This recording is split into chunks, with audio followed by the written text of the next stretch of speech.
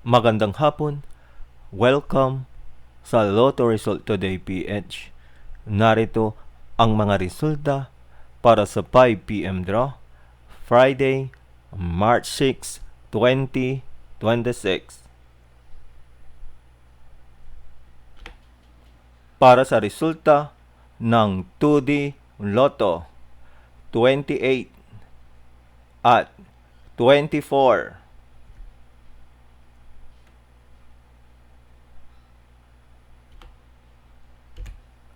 Heto naman ang resulta kaninang 2 p.m. draw.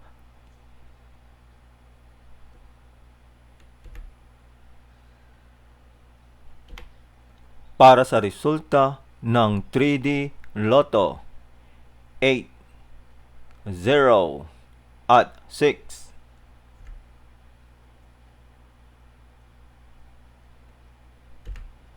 Heto naman ang resulta kaninang 2 p.m. draw para sa 3D Lotto.